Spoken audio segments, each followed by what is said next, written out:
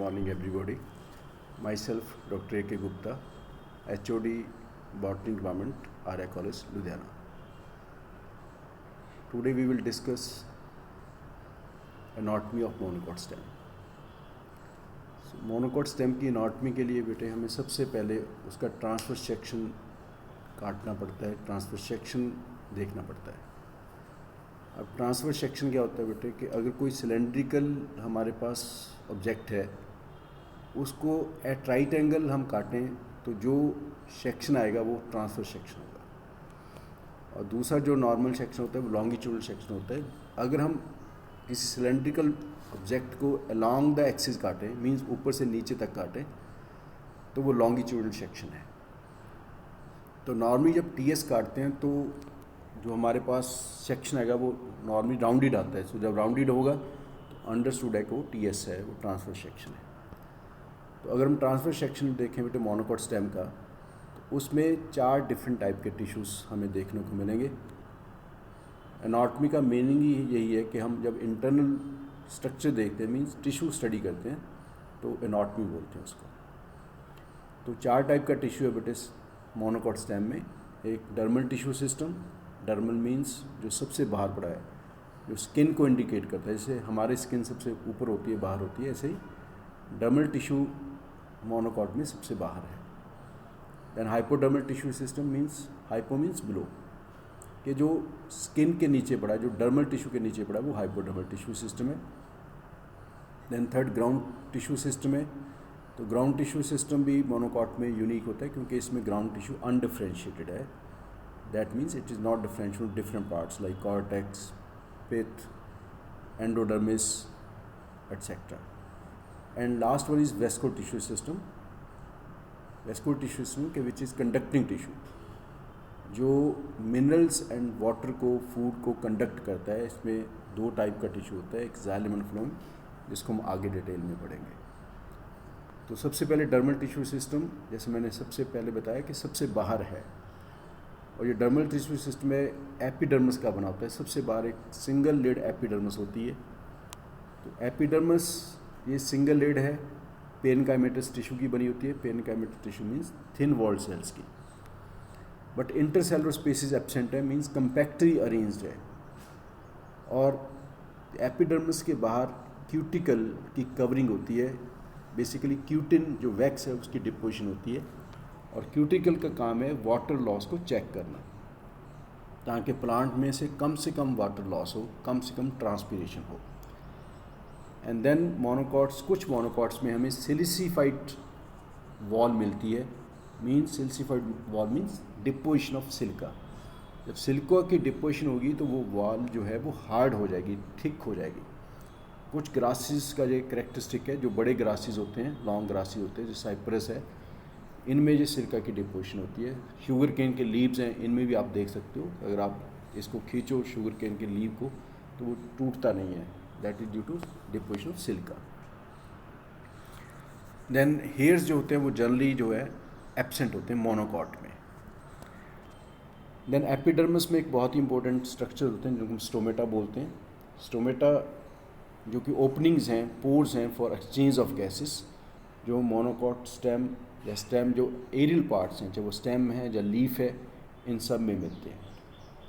अब फंक्शंस की बात करें डर्मल टिश्यू सिस्टम की, तो सबसे पहले ये बाहर की बाउंड्री बनाता है, मीन्स प्रोटेक्ट करता है to the inner tissue.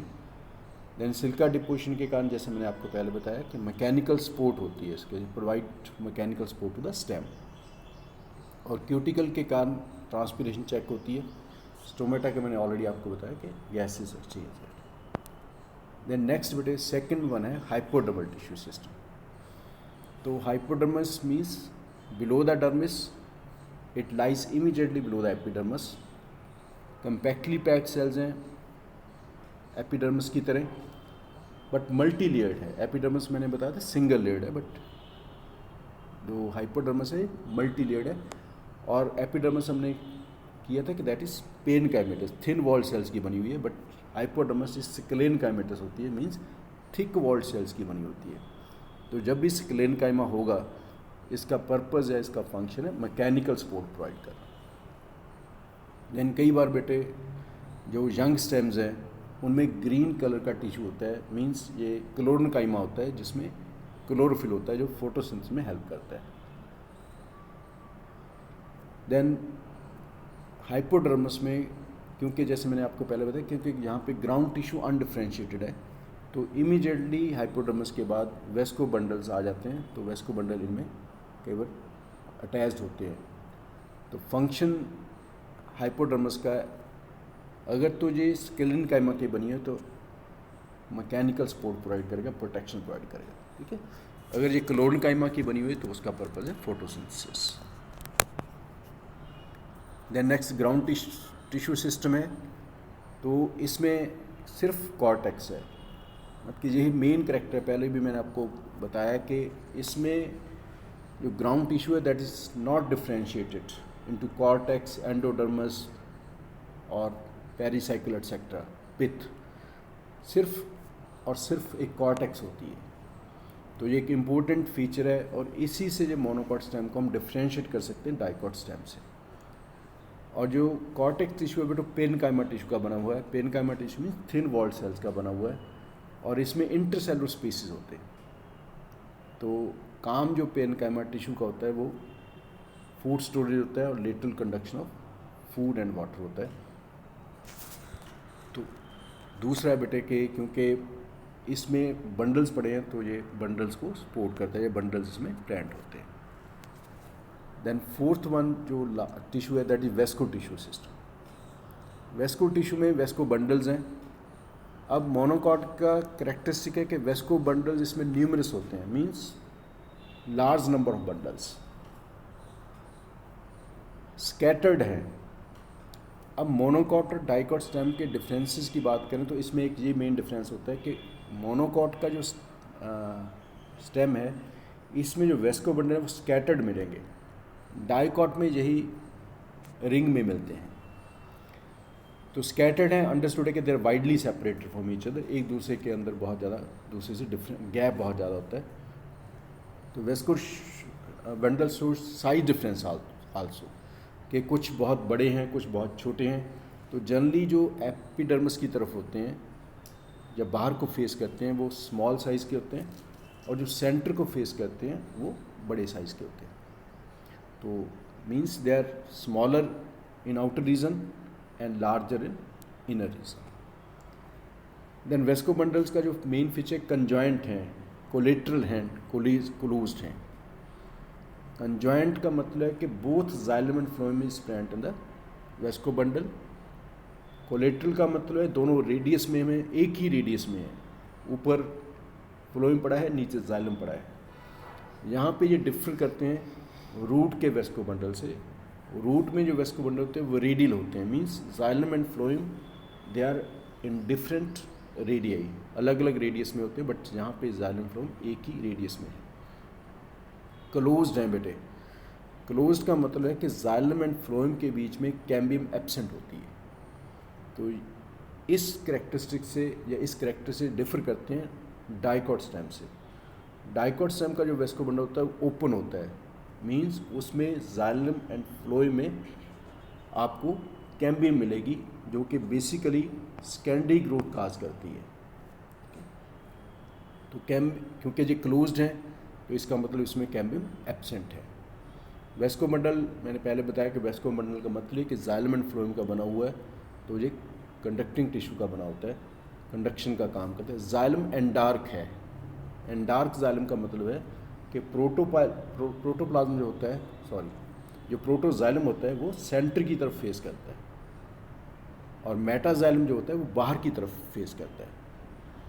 But monocots में एक बहुत ही यूनिक फीचर है कि जो मेटाजाइलम और प्रोटोजाइलम का अरेंजमेंट है एक टिपिकल अरेंजमेंट है। आप देख सकते हो इस डायग्राम में कि you can see A V shape structure, या ऐसे जैसे एक फेस होता है, माउथ होता है, ऐसे आपको ये स्ट्रक्चर दिखाई देगा। ऊपर दो बड़े सर्कल्स पड़े हैं उसको हम मेटाजाइलम बोलते हैं, जैसे दो बड़ी आइज़ हैं। फिर नीचे एक छोटा सर्कल पड़ा है वो प्रोटोजाइलम है। तो मेटाजाइलम जो होते हैं वो कंस्टिट्यूट करते हैं आर्म्स मेटाजाइलम की, और जो वी का जो एंगल है वो शो करता है प्रोटोजाइलम। ठीक है। फिर प्रोटोजाइलम के नीचे आपको एक कैप्टी दिखाई देती है। जो कैप्टी है बेटे, वो बेसिकली उसको हम प्रोटोजाइलम कैप्टी बोल देते हैं, वाटर कैप्टी बोल देते हैं। ये लाइसिनस कैप्टी है। इसमें क्या है कि सेल्स की डेथ हो जाती है और फिर ये कैप्टी बनती है, तो ये वाटर स्टोर करती है, इसलिए इसको वाटर कैप्टी बोल देते हैं। तो ये मैंने आपको ऑलरेडी बताया कि मेटाजाइलम में 2 लार्ज वेसल्स हैं, ठीक है, और प्रोटोजाइलम में एक ही वेसल का बना होता है। और प्रोटोजाइलम जो कैप्टी वो डिज़ोल्व हो जाती है, ठीक है, तो उसमें लाइसिनस कैप्टी बनती है। इस लाइसिनस का मतलब है कि जब सेल्स की डेथ के कारण कैप्टी बने, तो इसको वाटर कैप्टी बोल देते हैं। तो इसको प्रोटोजाइलम लैकुना भी बोल देते हैं, अलग अलग नाम इनको दिए हुए हैं। देन वेस्को टिश्यू सिस्टम में अगर हम टिश्यू की बात करें बेटे, फ्लोएम जो होता है वो बाहर की तरफ है और जाइलम अंदर की तरफ है। फ्लोएम में सीव ट्यूब्स हैं और कंपेनियन सेल्स हैं। बट मोनोकॉट्स में याद रखना कि फ्लोएम पेरेन्काइमा एब्सेंट होता है। वेस्को बंडल जो है वो they are surrounded by vascular bundle sheath, जो स्क्लेनकाइमा की बनी होती है। अब स्क्लेनकाइमा है तो अंडरस्टूड है कि it will provide support to the vascular bundle, तो मैकेनिकल सपोर्ट प्रोवाइड करती है वेस्को बंडल्स को। So this is all about the internal structure of monocot stem. Thank you.